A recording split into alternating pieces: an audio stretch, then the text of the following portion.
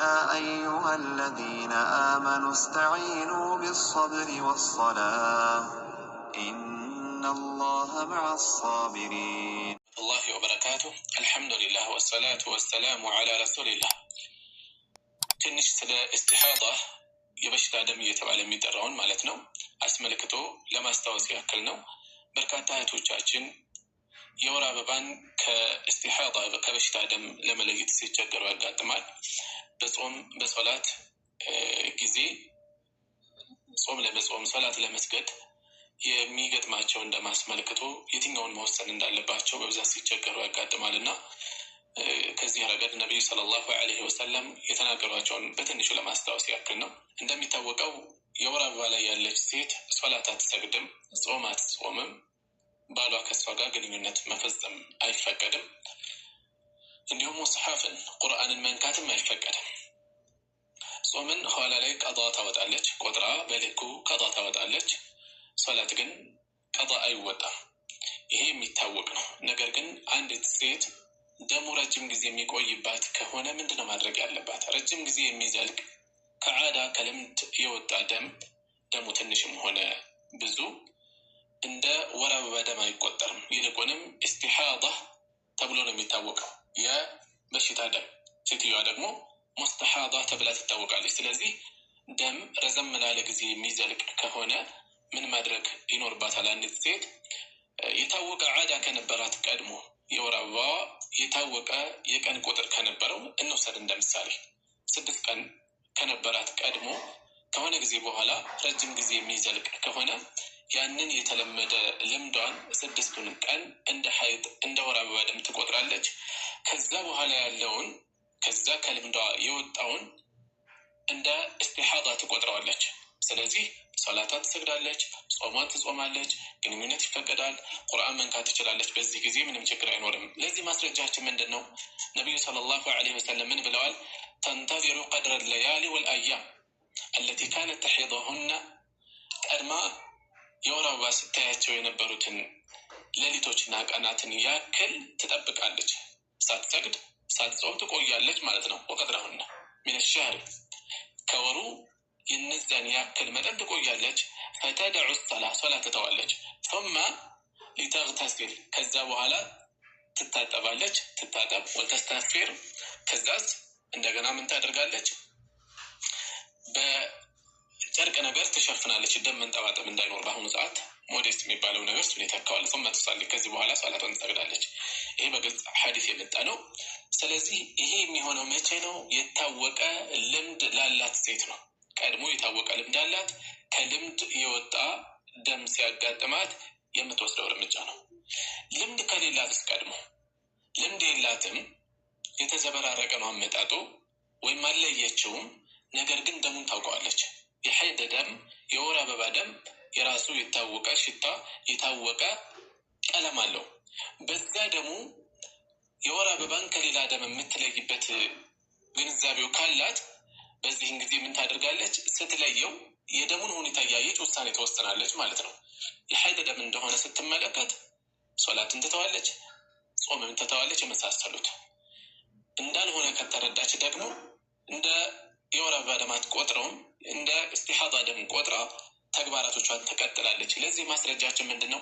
ነብዩ ሰለላሁ ዐለይሂ ወሰለም ለፋጢማ ቢንት አቢ ሑበይሽ ምን ብለዋታል? اذا كان دم الحيضة የሐይድ ደም የወር አበባ ደም ከሆነ فإنه دم أسود يعرف እዙ ጥቁር ደም ነው ይታወቃል።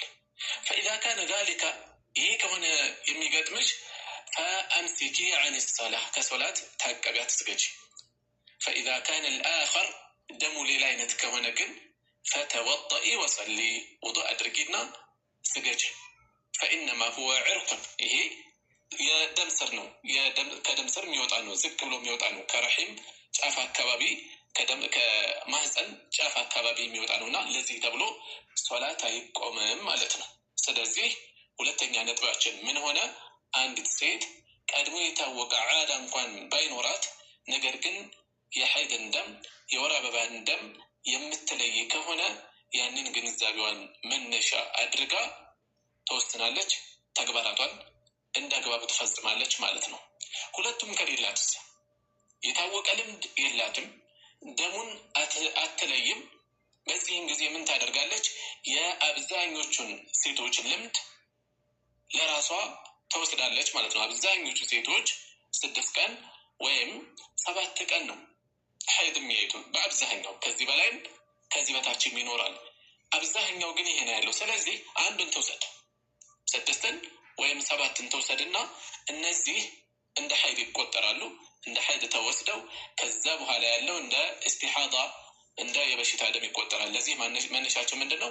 ነብዩ ሰለላሁ ዐለይሂ ወሰለም ለሐምና ቢንት ጀህሽ ረዲየላሁ ዐንሃ ምንድነው ያሏት?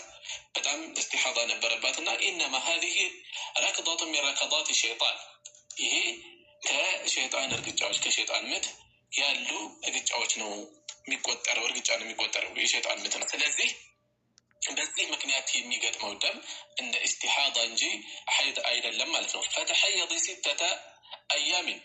ስለዚህ ምን አሉ ነብዩ ሰለላሁ ዐለይሂ ወሰለም? እንደ ሐይድ ቁጠሪ ምን ያክል ቀን? 6 ቀን አው 7 أيام ወይም ደግሞ 7 ቀን في علم الله ثم اغتسل። ስለዚህ ይህን እንደ መነሻ ከወሰደች በኋላ ትታጠባለች። ከዚህ በኋላ እንደ ጠራች ስታስብ 23 ወይም 24 ሌሊቶችን ወይም ቀኖችን ምን ታደርጋለች? ትሰግዳለች፣ ትጾማለች ማለት ነው። ስለዚህ 6 ቀን ወይም 7 ቀን እንደ ሐይድ አስባ ትቆያለች። ከዛ በኋላ ያሉትን ታጥባ ንጹህ እንደሆነች በማሰብ ሶላቷን ጾሟን ትጀምራለች ማለት ነው። 6 ቀን ለምሳሌ እንደ ሐይድ ከቆጠረች 24 ቀን ንጹህ እንደሆነች አስባ ትሰግዳለች፣ ትጾማለች። 7 ቀንን ከወሰደች ደግሞ 23 ቀን እንደ ሐይድ ከሐይድ ንጹህ እንደሆነች ቆጥራ ትሰግዳለች፣ ትጾማለች። በዚህ መልኩ መፈጸም فإن ذلك يجزيك፣ ይሄ ያብቃቃሻል አሉ ነብዩ ሰለላሁ ዐለይሂ ወሰለም። በዚህ መልኩ መፈጸም በቂ ነው አሉ። ስለዚህ ሐሳባችንን ስናጠቃልል ምን ማለት እንችላለን? 3ቱን ነጥቦች ማለት ነው። ኢስቲሃዳ ደም ላይ ያለች ሴት ከወር አበባ ደም ውጪ ረጅም ጊዜ የሚዘልቅ ደም ላይ ያለች ሴት 3 መልክ ይኖራታል ማለት ነው። አንዱ ቋሚ የሆነ ልምድ ያላት የታወቀ ልምድ ያላት ነች።